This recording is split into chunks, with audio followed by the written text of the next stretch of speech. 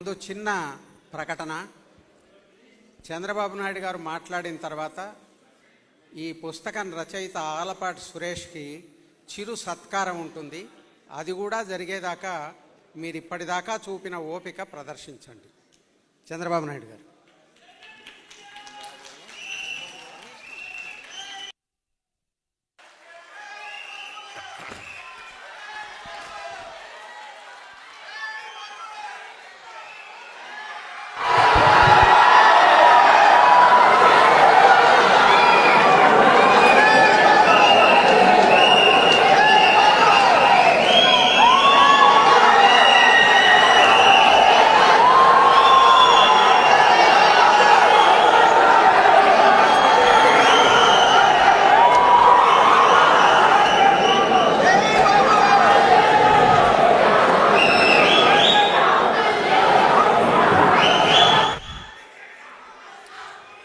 గౌరవనీయులు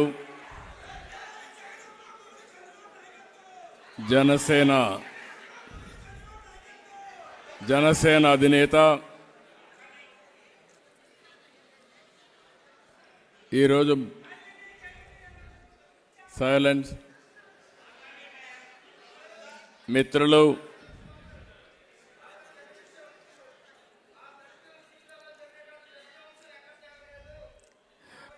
మనందరం బాధితులమే. ఎవరైతే మీరు చెప్పి దళితులు బాధితులే, అమరావతి రైతులు బాధితులే, పవన్ కళ్యాణ్ గారు బాధితులే, నేను బాధితుడినే. రేపో ఎల్లుండో ఆలపాటి సురేష్ కుమార్ కూడా బాధితుడే.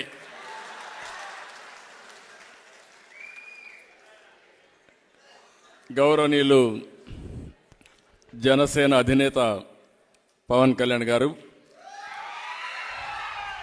సభాధ్యక్షులు గౌరవనీయులు ఆర్వి రామారావు గారు, సిపిఐ జనరల్ సెక్రటరీ గౌరవనీయులు రామకృష్ణ గారు, అమరావతి ఉద్యమానికి అధ్యక్షులు, రాష్ట్ర ఉద్యమ అధ్యక్షులు శివారెడ్డి గారు, ముప్పాళ్ళ సుబ్బారావు గారు, పోతుల బాలకోటే గారు, ఈ పుస్తకాన్ని బ్రహ్మాండంగా ఒక మాటలో చెప్పాలంటే అందరూ ఈ పుస్తకాన్ని గురించి బాగా పోడారు, వాస్తవాలు చెప్పారు. కానీ ధైర్యంగా ముందుకొచ్చి 5 సంవత్సరాల్లో జరిగిన సంఘటనలు జరిగినట్టు చెప్పిన ఏకైక వ్యక్తి ఆలపాటి సురేష్ కుమార్ గారు. పేరు కూడా మనం చూస్తే ఈ పుస్తకం పేరు విధ్వంసం. ఇది కేవలం పుస్తకం కాదు, ప్రభుత్వాన్ని సమాజాన్ని దగ్గరగా గమనించిన ఒక జర్నలిస్ట్ ధర్మాగ్రహం. నేను చాలా స్పష్టంగా చెప్తున్నా, ధర్మాగ్రహం.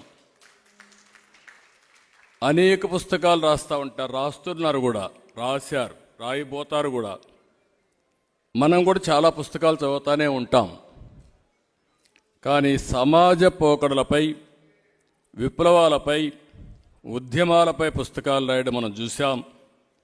కానీ దేశ చరిత్రలో తొలిసారి పాలనపై విధ్వంసం అనే పుస్తకం రావడం 40 సంవత్సరాలుగా మొట్టమొదటిసారిగా నేను చూస్తున్నాను.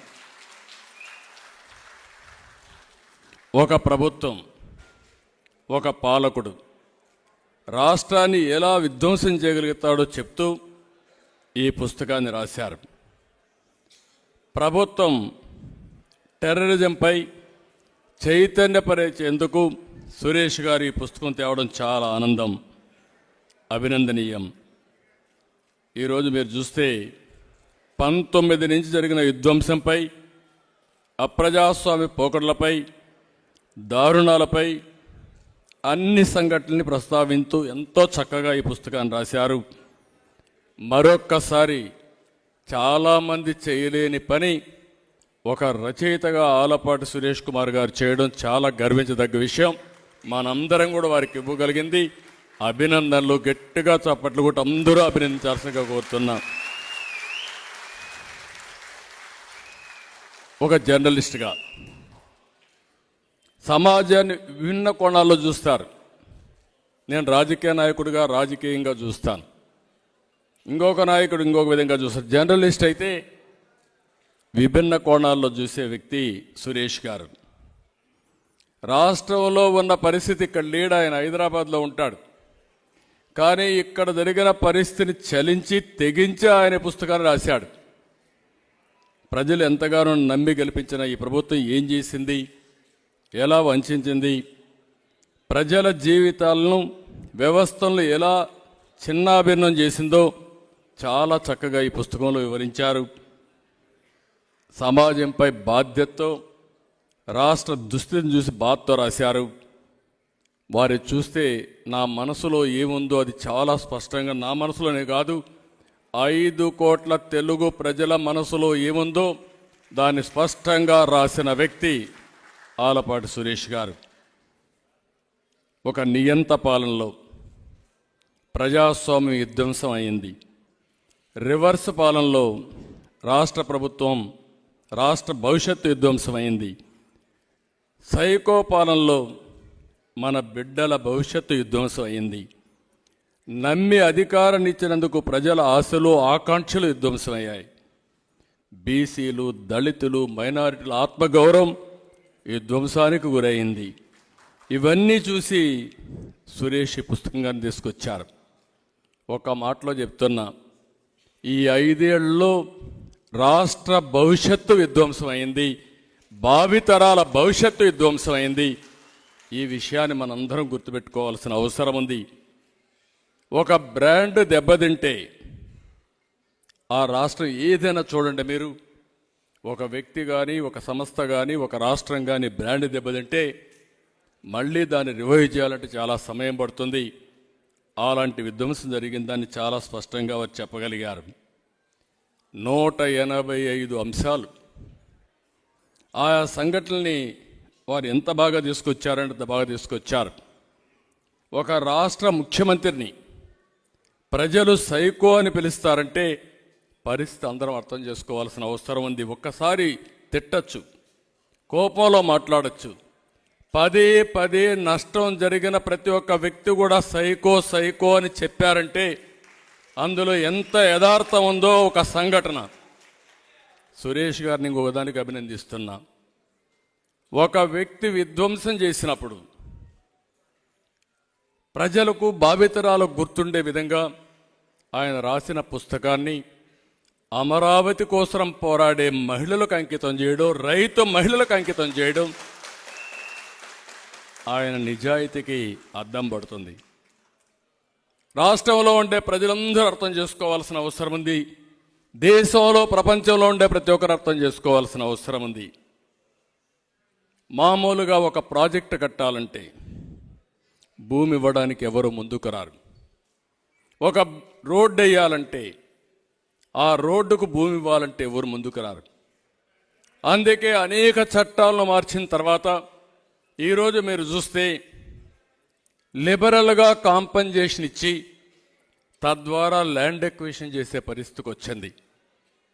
దానికి భిన్నంగా 29,000 మంది రైతులు 35,000 ఎకరాలు భూమి స్వచ్ఛందంగా ల్యాండ్ పూలింగ్లో ₹1 తీసుకోకుండా ఇచ్చారంటే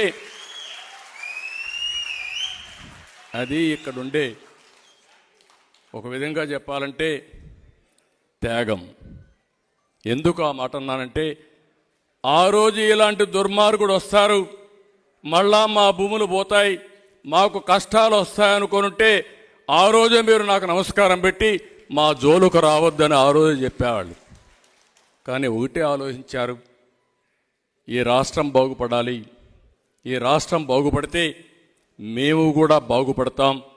స్వచ్ఛందంగా ముందుకొచ్చి అన్ని రాజకీయ పార్టీలు, అన్ని కులాలు, అన్ని మతాలు, అన్ని ప్రాంతాలు కూడా అందరూ కలిపి 35,000 ఎకరాలు ఇచ్చారు. అలాంటి మిమ్మల్ని పెట్టిన బాధ భవిష్యత్తులో శత్రువు కూడా రాకూడదని మనస్ఫూర్తిగా ఆకాంక్షిస్తున్నా. అలాంటిది మీకు ఈ పుస్తకం అంకితం చేశారు. నేను ఇక్కడ ఒక విషయం చెప్పాలి.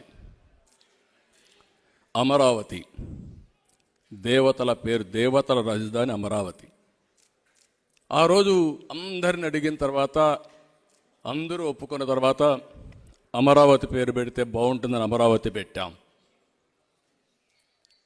ఒక్క విషయం మనం చూస్తే, ఒక రాజధాని ప్రజా రాజధాని కావాలని ఆ రోజు అన్ని దేవాలయాల్లో పూజ చేసి, అన్ని మసీదుల్లో పూజ చేసి, అన్ని చర్చిల్లో పూజ చేసి, పవిత్ర దేవాలయాలన్నింటిలో పూజ చేసి, అక్కడ జలాల్ని మట్టిని తీసుకొచ్చి ఈ ప్రాంతాన్ని పునీతం చేశాం. అంతమంది దేవతలు కూడా ఈ దుర్మార్గుడి చేతుల నుంచి ఈ యొక్క అమరావతిని కాపాడలేకపోయారంటే కనీసం ఆ విషయం సురేష్ గారు చెప్పగలిగారు. ఇంకొక విషయం మనం గుర్తుపెట్టుకోవాల్సిన అవసరం ఉంది. ఈ అమరావతి అనేది ఏదో ఇక్కడుండే రైతుల రాజధాని కాదు, రైతులకే కాదు. అక్కడ భూమి ఉంది. ఈరోజు ఆ భూమిలో కానీ రాజధాని కట్టుంటే ఈరోజు కొన్ని మీరు ఒకసారి చూసినప్పుడు ఈ ప్రాంతంలో, రాష్ట్రంలో ప్రతి ఒక్కరికి ఉపాధులు కల్పించే అవకాశం ఉండేది. కనీసం అమరావతిని మనం పూర్తి చేసిన తర్వాత ఈరోజు హైదరాబాద్లో నాకు బాగా జ్ఞాపకం, ఎన్నోసార్లు పవన్ కళ్యాణ్ గారు కూడా మేము మాట్లాడుకున్నాం, వారు కూడా నాకు గుర్తు చేశారు. ఆ రోజు హైదరాబాద్లో హైటెక్ సిటీ కట్టినప్పుడు అక్కడ భూమి విలువ ₹1,00,000. హైటెక్ సిటీ కట్టిన తర్వాత కోట్ల రూపాయలు పెరిగింది, అది వందల కోట్ల రూపాయలకు పెరిగింది. ఈరోజు ఒక్క అమరావతి కానీ ఈ 12 సంవత్సరాలు, ఈ 10 సంవత్సరాలు కానీ మనం చేస్తుంటే, అది ఒక షేప్కి వచ్చుంటే, మీరిచ్చినటువంటి భూమికి తగిన పరిహారం మీకు వచ్చేది. మీకు రావడం కాకుండా అమరావతి కట్టి కూడా ఒక 2,00,000 కోట్ల రూపాయలు ప్రభుత్వానికి ఆదాయం వచ్చే విధంగా మీరు భూమి ఇచ్చారు. అంటే ఆ 2,00,000 కోట్ల రూపాయలు నాదో, పవన్ కళ్యాణ్ గారిదో, ఇక్కడుండే అమరావతి రైతులది కాదు, రాష్ట్ర ప్రజల ఆస్తి. రాష్ట్ర ప్రజల ఆస్తిని విధ్వంసం చేశాడు. అదే అమరావతిలో బిల్డింగులు కనుక కడితే, అభివృద్ధి చేస్తే జీఎస్టీ వస్తుంది, ఇన్కమ్ ట్యాక్స్ వస్తుంది, ఉపాధి వస్తుంది, పర్చేసింగ్ కెపాసిటీ పెరుగుతుంది, దానిపైన ఆదాయం పెరుగుతుంది. ఈ 10 ఏళ్లలో లక్షల కోట్ల రూపాయల ఆదాయం పెరిగేది. ఆ ఆదాయం ప్రజా సంక్షేమ కార్యక్రమాలకు ఖర్చు పెట్టేవాళ్ళం. 5 ఏళ్లుగా 3 రాజధానులు, ఇప్పుడు 4వ రాజధాని. ఆ రాజధాని మళ్ళా హైదరాబాద్కు పోవాలని మాట్లాడుతున్నారు. సిగ్గు ఎగ్గు ఉంటే మనుషులైతే, అంటే నువ్వు దేహి అని నేను వచ్చేస్తా, నాకు ఇచ్చి అంటే ఇచ్చేస్తే సిద్ధంగా ఉన్నారంటే ప్రజలు. అంటే ఏం మాట్లాడతాడో ఆ పార్టీ, అంటే ఎదురుదాడి చేస్తే, విధ్వంసం చేస్తే ఎవరైనా భయపడిపోతారనే ఆలోచన తప్ప ఇంకోటి లేదు. కనీసం ఈ రాష్ట్రంలో ఇప్పుడు మాట్లాడుతున్నారు, మాకు ఒక అమరావతి, హైదరాబాద్ మారికి ఒక రాజధాని కావాలి, విశాఖపట్నం మారికి ఒక రాజధాని కావాలి, లేకుంటే బెంగళూరు మారికి ఒక రాజధాని కావాలి, లేకపోతే చెన్నై మారికి ఒక రాజధాని కావాలి. మళ్ళీ 10 ఏళ్ళు అయిపోయింది, కోర్టులో కూడా మేమేం చేయలేకపోయాం. మా విధానం 3 రాజధానులు, మళ్ళా తిరిగి వస్తే 3 రాజధానులు కాదు 4వ రాజధాని కోసం పోరాడతామని చెప్పే పరిస్థితికి వచ్చారంటే ఎంత నీచంగా ప్రవర్తించారో మీరు గుర్తుపెట్టుకోవాలి. ఈ పుస్తకం కూడా చాలదు అనిపిస్తుంది నాకు. ఆయన రాశారు కానీ పాపం విధ్వంసం కాదు ఇది. ఈ అరాచకానికి ఏ పేరు పెట్టాలని అర్థం కాని పరిస్థితి ఉంది. అందుకే నేనన్నా ఒక సైకో విధానం అని. మామూలు వ్యక్తులు ఈ పని, మీరు ఉండేవాళ్ళు ఎవరిని అడుగుతున్నా, ఇలాంటి పనులు చేసి మళ్ళీ సమర్థించుకునే మనస్తత్వం ఎవరికైనా ఉందా అని మిమ్మల్ని అడుగుతున్నా. అది దీంట్లో ప్రత్యేకత. మన పుస్తకంలో చాలా స్పష్టంగా చెప్పారు. ప్రజావేదిక కూల్చి, నేను అక్కడ ఇల్లు ఆడనే ఉన్నా, సర్వ విధాలా ప్రయత్నం చేశాడు. నేనుండే అద్దె ఇంట్లో నుంచి నన్ను వెకేట్ చేయించడానికి 5 ఏళ్లు ప్రయత్నం చేశాడు, కానీ ఆయన వల్ల కాలేదు. కడాన పక్కనుండే ప్రజావేదిక కూల్చి, ఆ డెబ్రీస్ కూడా తీయకుండా అట్లనే పెట్టి ప్రతిరోజు నేను దాన్ని చూసి బాధపడాలనే వ్యక్తిని ఏమనాలో మీరే ఆలోచించుకోవాల్సిందిగా మిమ్మల్ని కోరుతున్నా. అంటే నేను దాన్ని చూసి బాధపడాలి. నేనేమడిగాను అక్కడ?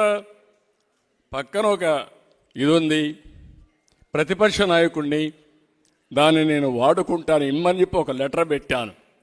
నాకు ఇవ్వకపోతే అది కావాలంటే ప్రభుత్వ కార్యక్రమాలకు వాడుకోండొచ్చు, కానీ నేను అడిగాను కాబట్టి అడిగిన దానికి ఏ విధంగా నేను నిరూపిస్తానని రాష్ట్రం మొత్తం చూస్తా ఉంటే ప్రొక్లైన్స్తో రేపు ఉదయానికి దీన్ని విధ్వంసం చేయాలని చెప్పిన వ్యక్తి ఈ సైకో ముఖ్యమంత్రి. ఆ విషయం మనం గుర్తుపెట్టుకోవాల్సిన అవసరం ఉంది.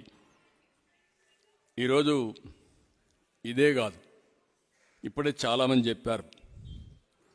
ఒక్క విషయం మీరు చూస్తే ఏ ముఖ్యమంత్రి అయినా సరే, ఏ ప్రజాప్రతినిధి అయినా సరే, కడాన రాజకీయాల్లో ఉండే అధికారం రాదు. కానీ మా రామకృష్ణ గారు ఇప్పుడు మాట్లాడినా నా రాష్ట్రం ఇండస్ట్రీస్ రావాలని మాట్లాడతారు. ఇక్కడ ఉండే పిల్లలకు ఉద్యోగాలు రావాలని పోరాడతాం, ఉద్యమాలు చేస్తాం. అది మనందరం చేసే పని. వచ్చే ఇండస్ట్రీస్ని తరిమేసిన ఏకైక ముఖ్యమంత్రి నా సర్వీసులో 40 సంవత్సరాల్లో మొట్టమొదటిసారి చూశాను ఈ ముఖ్యమంత్రిని. ఎక్కడెక్కడో తిరిగా నేను. ఒక కియా మోటార్స్ తేవాలంటే సౌత్ కొరియాకు 3 సార్లు వెళ్ళా. మా సెక్రటరీని పంపించా. వాళ్ళందరికీ అవన్నీ చెప్పి ఏమేమి ఇస్తామో పోటీలో చెప్పిన తర్వాత వాళ్ళు వస్తే కియా మోటార్స్ పెడితే చిత్తూరు జిల్లాలోనే ఇండస్ట్రీ పెట్టాలి, నా జన్మభూమి రుణం తీర్చుకోవాలని, నా గడ్డ మీద ఇండస్ట్రీ పెట్టి నా వాళ్ళకు ఉద్యోగాలు ఇవ్వాలని అమర్ రాజా బ్యాటరీస్ అక్కడ ఇండస్ట్రీ పెడితే వేధించి వేధించి అమర్ రాజా బ్యాటరీస్ తెలంగాణకు పారిపోయాడికి జగలిగాడంటే ఎంత దుర్మార్గుడో మీరు అర్థం చేసుకోవాలి. కడాన అమర్ రాజా బ్యాటరీస్ ఇక్కడే మీ ఎంపీనే గల్లా జయదేవ్. ఈ బాధ భరించలేక ఆ ఇండస్ట్రీ కూడా కాపాడుకోవాలి కాబట్టి రాముడు మారిగా రాజకీయాలకు విరామం ఇచ్చిన వ్యక్తి ఈరోజు గల్లా జయదేవ్. అంటే ఒక వ్యక్తిని కూడా రాజకీయాలు కూడా చేయనీయకుండా చేయగలిగాడంటే ఇంకా నేను కానీ పవన్ కళ్యాణ్ గారు మీరు చూసుంటారు. మేమిక్కడ దృఢ సంకల్పంతో 5 కోట్ల భవిష్యత్తు ఏ విధంగా కాపాడాలనే సంకల్పంతో ముందుకు పోతున్నాం తప్ప ఇంకోటి కాదు. ఆ విషయం మీరు చూడాలి. కడాన అన్నా క్యాంటీన్ నాకైతే అర్థమే కావడం లేదు. ఇప్పుడు కూడా డైజెస్ట్ చేసుకోవాలన్నా ఆలోచించాలన్నా మైండ్ కూడా పనిచేయడం లేదు. అన్నా క్యాంటీన్ ఒక కాన్సెప్ట్. అది ఎవరైనా పెళ్లి చేసుకున్నా లేకుంటే మీ జన్మదిన సందర్భంగా కానీ 10 మందికి అన్నదానం చేయాలంటే అన్నా క్యాంటీన్ బుక్ చేసుకునే అవకాశం ఉంటుంది. ఎన్టీ రామారావు గారు మొట్టమొదటిసారిగా ముఖ్యమంత్రి అయినప్పుడు తిరుమలలో దేవస్థానం తరపున అన్నదాన కార్యక్రమం ఏర్పాటు చేస్తే అది ఈరోజు 1000 కోట్ల రూపాయల కార్పస్తో చాలామంది బుక్ చేసుకుంటున్నారు.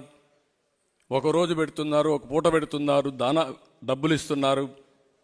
ఉచితంగా 1,00,000 మందికి ప్రతిరోజు అన్నదానం చేయగలుగుతున్నారంటే అది ఆ అన్నా క్యాంటీన్ యొక్క ప్రయోజనం. అలాంటి దాన్ని మొత్తం పేదవాడికి తిండి పెడితే అది భరించలేని ముఖ్యమంత్రి దాన్ని కూడా ఇది చేసే పరిస్థితికి వచ్చారు.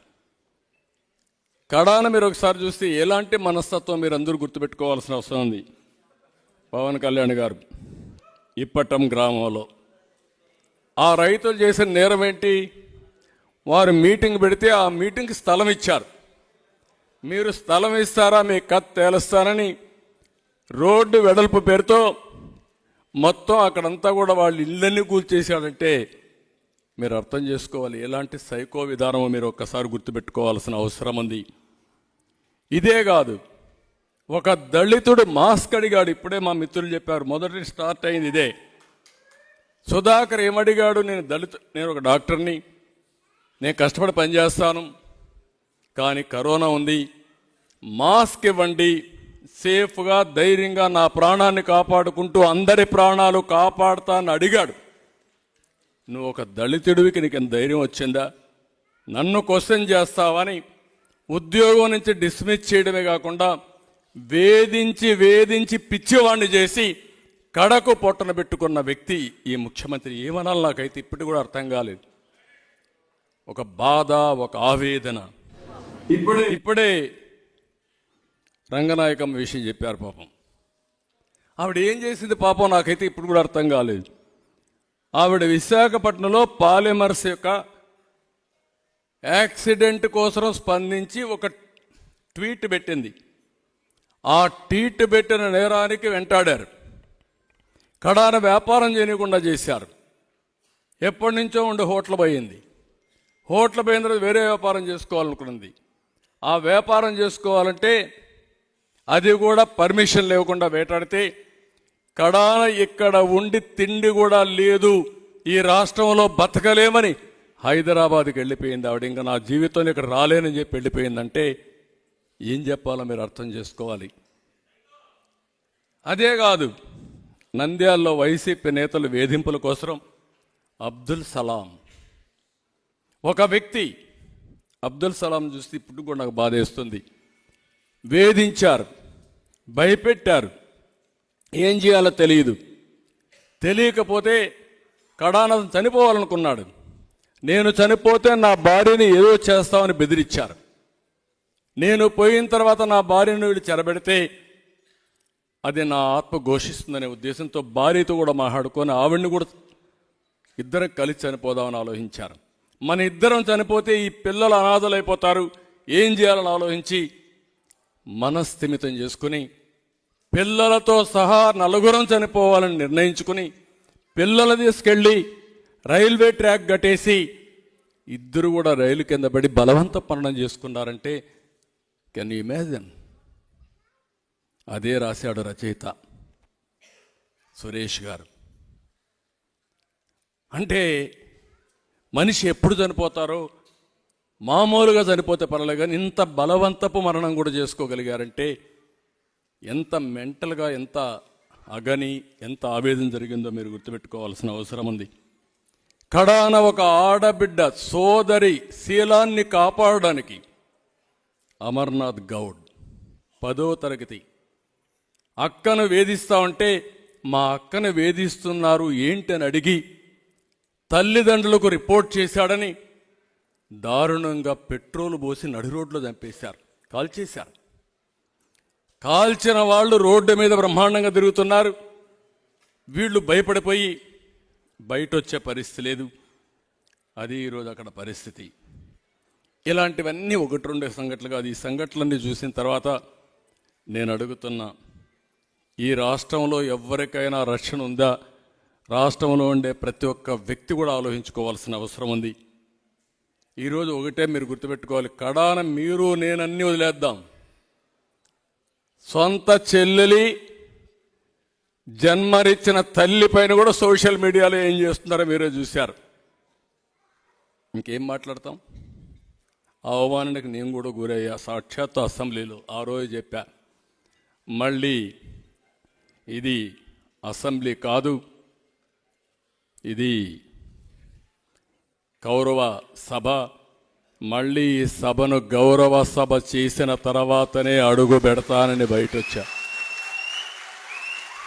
నా జీవితంలో 24 క్లేమోర్ మైన్స్ అలిపిరి దగ్గర నా మీద బ్లాస్ట్ చేసినప్పుడు కూడా నా కళ్ళలో నీళ్లు రాలేదు. అని ఆ రోజు నన్ను అవమానం చేసిన దానికి నా కళ్ళల్లో కూడా నీళ్లు వచ్చాయి. నేను బాధపడ్డా. అది నా జీవితంలో మొట్టమొదటిసారిగా బాధపడిన సందర్భం ఏదైనా ఉంటే ప్రాణానికి బాధపడలేదు. కానీ ఈ దుర్మార్గులు చేసిన అవమానానికి నేను కూడా కళ్ళ నీళ్లు పెట్టుకున్నానంటే ఒక్కసారి 5 కోట్ల మంది ప్రజలు ఆలోచించుకోవాల్సిన అవసరం ఉంది. ఎవరికి తప్పలా. సరే, ఇటీవల జరిగిన పరిణామాలు అవన్నీ ఉన్నాయి, అవన్నీ నేను మాట్లాడడం లేదు. ఒక దళిత డ్రైవర్ని ఎమ్మెల్సీ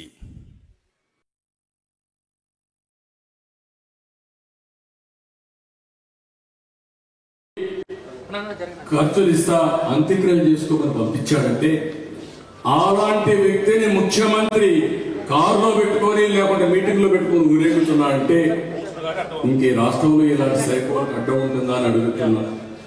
అది ఈరోజు జరిగే పరిస్థితి వచ్చింది. నాకు ఒక చిన్న ఒక స్టోరీ కూడా ఇక్కడ పోలీస్ ఆఫీసర్ కొంతమంది రాష్ట్రంలో కొందరికి ఉంటుంది, కొంతమంది మీకు కూడా గుర్తుంటుంది, రామకృష్ణ లాంటి నాయకులు కూడా గుర్తుంటుంది. నేను సమైక్య ఆంధ్రప్రదేశ్లో ముఖ్యమంత్రిగా ఉన్నా. సమైక్య ఆంధ్రప్రదేశ్లో ముఖ్యమంత్రిగా ఉంటే ఒక సీరియస్ కిల్లర్ అతను ఒకటి ఐడెంటిఫై చేసుకునేవాడు. ఎక్కడన్నా ఆడవాళ్ళు ఉంటే ఒంటరిగా ఉంటే అక్కడికి వెళ్ళి వాళ్ళు చంపేసి తప్పించుకొని వెళ్ళిపోయాడు. ఎలాంటి ప్లేస్లు ఐడెంటిఫై చేసుకున్నాడంటే పశువులు మేపే ఆడవాళ్ళు ఉంటే ఎవరు లేని చూడడం, వాళ్ళ మీద రాళ్ళు తీసుకొని తల మీద కొట్టి అతి దారుణంగా చంపేయడం, వెళ్ళిపోవడం.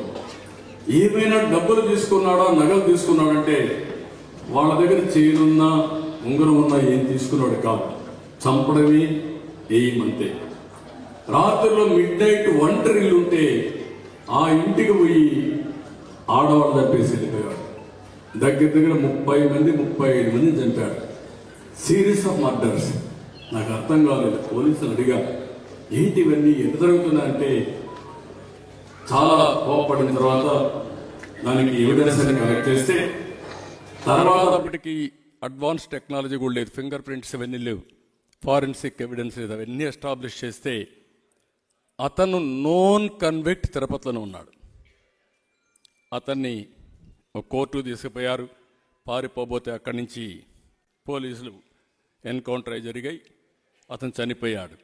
అంటే నాకు ఇప్పుడు కూడా అర్థం కాంది, అతను ఎప్పుడో ఆయన జీవితంలో జరిగిన సంఘటనతో మహిళలపైన ద్వేషం పెంచుకొని మహిళల్నే ఏమిగా పెట్టుకొని చంపుకుంటూ వచ్చాడు. ఆ విధంగా కడాన అతను కూడా ఇదయ్యాడు. కానీ ఒక సైకో ప్రవర్తన ఉన్నప్పుడు ఏ విధంగా చేస్తారో అదొక ఉదాహరణ. ఇప్పుడు ఇతనేంటంటే ఈ రాష్ట్రాన్ని విధ్వంసం చేయాలని కంకణం కట్టుకున్నాడు. అది అమరావతి కావచ్చు, పోలవరం కావచ్చు, మీరు కావచ్చు, నేను కావచ్చు. అతనికి సంపాదనే ధ్యేయం.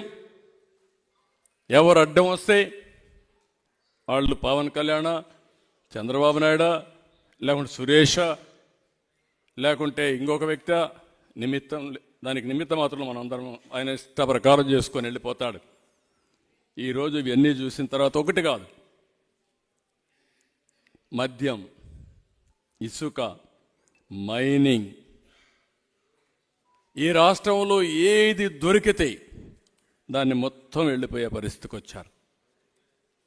ఈరోజు ఇవన్నీ చూసిన తర్వాత నేను ఒక చిన్న ఎగ్జాంపుల్ చెప్తాను, ఎంత క్రూరంగా ఉంటారని. మైనింగ్లో పలమనేరులో ఒక ఎమ్మెల్యే ఉన్నాడు. కోలార్ నుంచి ఒక అతను మైనింగ్ చేస్తాడు, అక్కడ క్వారీస్ చేస్తాడు. మొత్తం నాకు ఇమ్మన్నాడు, ఇది లేని పరిస్థితులు ఇచ్చేశాడు. వాడుకున్నాడు, అతనికి ఏం ఇవ్వలేదు. కొన్ని రోజుల తర్వాత కరెంటు బిల్లు కూడా కట్టకుండా ఒక 35 లక్షల రూపాయల బిల్లు ఇతనికి పంపించాడు. అరే నువ్వే పని చేసుకున్నావు, అది కట్టకుండా నాకు ఇస్తావు ఏంటంటే, ఇవ్వకపోతే నేను అరెస్ట్ చేస్తావంటే కోర్టుకు పోయి బెయిల్ తెచ్చుకునే పరిస్థితికి వచ్చాడు. అంటే మీరు గుర్తుపెట్టుకోవాల్సింది, ఇలాంటి బాధితులు ఈ రాష్ట్రంలో ప్రతి ఒక్క ఊర్లో ఉన్నారు, ప్రతి ఒక్క ప్రాంతంలో ఉన్నారు. అది ఈరోజు రాష్ట్రంలో జరిగిన పరిస్థితి. ఆ కొండే మంత్రి ఈరోజు మనం చూస్తుంటే ఒక్కరిద్దరు కాదు, మంత్రులు కూడా చూస్తామంటే, ఎమ్మెల్యేలు కూడా చూస్తామంటే ఇష్టానుసారంగా దోచుకునే పరిస్థితికి వచ్చారు. మీడియా ఉన్నారు, మొదటి బాధితులు మీరే. 2430 తీసుకొచ్చాడు. పాపం ఎక్కడికక్కడ మీడియా కూడా సైలెంట్ అయ్యారు. తిరుగుబాటు చేసే వాళ్ళ మీద కేసులు పెట్టారు. వాళ్ళు కూడా మా క్లబ్లో చేరే పరిస్థితికి వచ్చారు. వాళ్ళు కూడా సఫర్ అయ్యే పరిస్థితికి వచ్చారు. ఈ విధంగా మొత్తం నిన్న మీరు చూస్తే పవన్ కళ్యాణ్ గారు భీమవరం పోవాలా. భీమవరం పోవాలంటే హెలికాప్టర్కి పర్మిషన్ లేదు, మీరు రావడానికి వీలు లేదు. రేపు నేను పర్చూర్లో మీటింగ్ పెట్టాను, నేను మీటింగ్ పెట్టడానికి వీలు లేదు. Can you imagine this? మేము ఈరోజు మీటింగ్ కూడా పెట్టుకోలేని పరిస్థితులు మేము ఉన్నామని మేము చెప్పుకునే పరిస్థితికి రావాల్సిన అవసరం ఉంది. అందుకే నేను ఒకటే చెప్తున్నా, 5 కోట్ల మందికి ఈరోజు ప్రజలకు ప్రభుత్వమే ఏదైనా సమస్య వస్తే ప్రభుత్వం దగ్గరికి వెళ్తాం, ఎవరైనా అల్టిమేట్గా ఒకటి వస్తే ముఖ్యమంత్రి దగ్గరికి వెళ్తాం. కానీ ప్రభుత్వమే సమస్య అయితే ఎవరి దగ్గరికి పోతామో నాకైతే అర్థం కాని పరిస్థితి. ఈరోజు ఇవన్నిటికి కూడా కారణం ముఖ్యమంత్రి విపరీత మానసిక ధోరణి వల్ల, ఆయన మానసిక ఆరోగ్యం వల్ల మనకి ఈ సమస్యలన్నీ వచ్చే పరిస్థితి వచ్చింది. కానీ ఒక్కటి మాత్రం చెప్తున్నా, ఈ పుస్తకం రాసిన తర్వాత మిమ్మల్ని అందరినీ కోరేది ఒకటే, సమాజంలో మంచి ఉంటుంది, చెడు ఉంటుంది. చెడు చేసే వ్యక్తులు నేరస్తులైతే, వాళ్లే పాలకులైతే ప్రజలు భయపడిపోయే పరిస్థితికి వస్తారు. భయపడిన తర్వాత బానిసలయ్యే పరిస్థితి వస్తుంది. అందుకే అడుగుతున్న, రాష్ట్రంలో ఈరోజు ఈ పుస్తకం చూసిన తర్వాత ప్రతి ఒక్కరికి విజ్ఞప్తి చేస్తున్నా, మీరు కూడా చెడుని పూర్తిగా నివారించడానికి నడుం కట్టాల్సిన అవసరం ఉంది. కులం, మతం, ప్రాంతం, వర్గం అని లెక్కలేస్తే కుదరదు. ప్రతి ఒక్కరు గుర్తుపెట్టుకోవాల్సింది, మనందరం కులాలకు, మతాలకు, ప్రాంతాలకు అతీతంగా చైతన్యం కావాలి. ఈ రాష్ట్రంలో సమర్థవంతమైన యువత ఉంది, సహజ వనరులున్నాయి, పుణ్య నదులున్నాయి, సముద్ర తీర ప్రాంతం ఉంది, బంగారు పండే పొలాలున్నాయి, బంగారు పండించే రైతాంగం ఉన్నారు. కానీ ఇవన్నీ ఉన్నాయి, కానీ ఈ రాష్ట్రం ఎక్కడికి పోయిందో మీరు ఒక్కసారి గుర్తుపెట్టుకోవాలి. ఇక్కడ పుట్టిన వాళ్ళు వేరే రాష్ట్రాలకు పోయి బ్రహ్మాండంగా అక్కడ రాణిస్తున్నారు. ఇక్కడ పుట్టిన వాళ్ళు వేరే దేశాలకు పోయి అక్కడ బ్రహ్మాండంగా రాణించి పారిశ్రామికవేత్తలు అయిపోతున్నారు. కానీ ఇక్కడ మాత్రం మనందరం ఇబ్బందులు పడే పరిస్థితికి వచ్చాం. ఇక్కడ ఒక విషయం గుర్తుపెట్టుకోవాల్సిన అవసరం ఉంది. ఎక్కడైతే భయంగా బతుకుతామో, భయం ఉన్న దగ్గర స్వేచ్ఛ ఉండదు. స్వేచ్ఛ లేనిది ఇక్కడ అభివృద్ధి ఉండదు. అభివృద్ధి లేనిది ఇక్కడ ఆలోచనే రాదు. ఎందుకంటే ఆలోచన చేసిన ఆచరణ చేయలేం కాబట్టి ఇంకా ఆలోచన కూడా చచ్చిపోయే పరిస్థితి వస్తుంది. అందుకే నేను ఒకటే మిమ్మల్ని కోరేది, ఈరోజు ఇన్ఫర్మేషన్ టెక్నాలజీ వచ్చింది. ఒకప్పుడు నన్ను ఇన్ఫర్మేషన్ టెక్నాలజీ వచ్చినప్పుడు ఎగతాళి చేశారు. ఈరోజు ఒక్కొక్క ఊర్లో 10 మంది నుంచి 100 మంది, 200 మంది విదేశాలకు వెళ్ళి బ్రహ్మాండంగా రాణిస్తున్నారు. దానికి తోడుగా ఆర్టిఫిషియల్ ఇంటెలిజెన్స్ వస్తూ ఉంది. ఆర్టిఫిషియల్ ఇంటెలిజెన్స్ ఎవరైతే అడాప్ట్ చేసుకుంటారో డెసిషన్ మేకింగ్ కూడా 95 నుంచి 100% బెటర్గా చేసే పరిస్థితి వస్తుంది. ఇలాంటి ఒక రెవల్యూషనరీ థింగ్స్ వచ్చినప్పుడు అలాంటి వాటి మనం ఉపయోగించుకునే సత్తా తెలుగు జాతికి ఉంది. నేను కానీ పవన్ కళ్యాణ్ గారి మా ఉద్దేశం ఒకటే, తెలుగు జాతి ప్రపంచమంతా నెంబర్ 1గా ఉండాలనేది మా ఆకాంక్ష. దానికోసమే పోరాటం. అదే మార్గ తెలుగు జాతిలో పేదరికం లేకుండా చేయాలని, అది సాధ్యమని నిరూపించేదానికోసం మేము పనిచేస్తాం. మీరు ఆలోచించాలా, 5 కోట్ల మంది తిరగబడతారా, బానిసలుగా ఉండిపోతారా? 54 రోజులే టైం. ఈ 54 రోజుల్లో మా బాధ్యత మేము నెరవేరుస్తాం. ఏదైతే మిత్రులు సురేష్ కుమార్ గారు చేశారో అలాంటి పుస్తకాలు రాసేవాళ్ళు రాసినప్పుడు దీన్ని ఒక అకాడమిక్గా నేను తీసుకోవడం లేదు. ఏదో మా మీటింగ్లు పోయేటప్పుడు ఒకసారి రెఫర్ చేసుకుంటే మాకు కావాల్సిన సబ్జెక్ట్ వస్తుందని కాదు. ఈ రాష్ట్ర భవిష్యత్తు ఆకాంక్షించే ప్రతి ఒక్క వ్యక్తి ఆలోచించాలి, ముందుకు రావాలి. మా బాధ్యత మేం చేస్తాం, మీ బాధ్యత మీరు చేసి ఇలాంటి దుర్మార్గులు, ఇలాంటి వ్యక్తులు రాజకీయాల్లో శాశ్వతంగా ఉండకుండా ఉండడానికి ఏం చేయగలుగుతారో చేస్తే మన పిల్లల భవిష్యత్తు బంగారు భవిష్యత్తు అవుతుంది. లేకపోతే అందరం ఇబ్బందుల్లో పడతాం. ఈ పుస్తకం దానికి ఒక స్ఫూర్తి కావాలని మరొక్కసారి మనస్ఫూర్తిగా కోరుకుంటున్నా.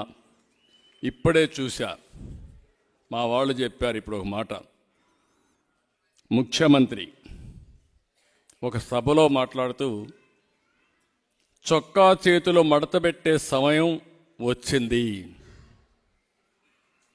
చొక్కా చేతులు మడత పెడతాడంట. నువ్వు మీ వైసీపీ కార్యకర్తలు చొక్కాలు మడత పెడితే మా టీడీపీ కార్యకర్తలు, జన సైనికులు, ప్రజలు కుర్చీలు మడత పెడతారు.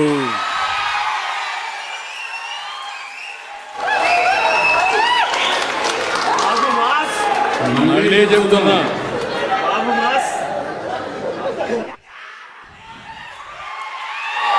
సీఎం ఈరోజు సభలో మాట్లాడుతూ చొక్కా చేతులు మడత పెట్టే సమయం వచ్చింది. నువ్వు మీ వైసీపీ కార్యకర్తలు చొక్కాలు మడత పెడితే మా టీడీపీ కార్యకర్తలు, జన సైనికులు, ప్రజలు కుర్చీలు మడత పెడతారు.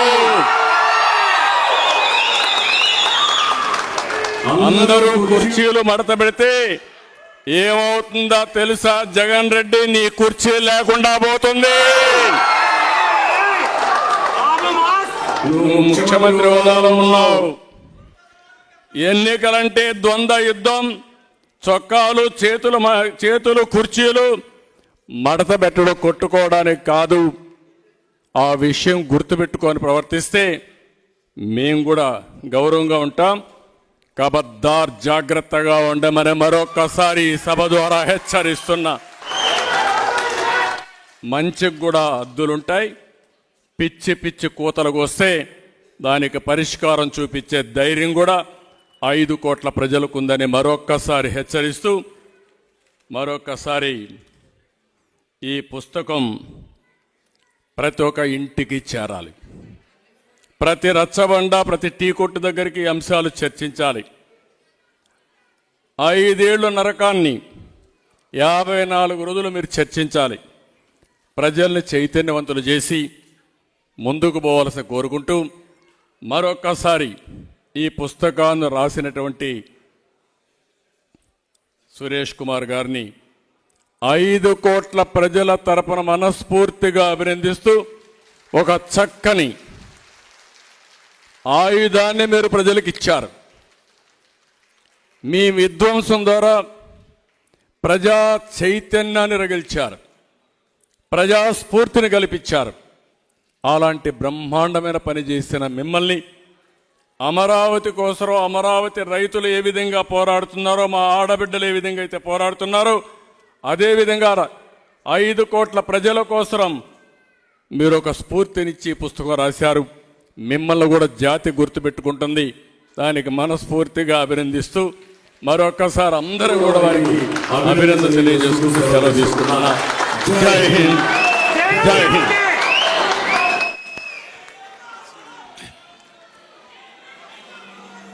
మిత్రులారా, సురేష్కి చిరు సత్కారం చేసేటప్పుడు కేసినేని చిన్ని గారు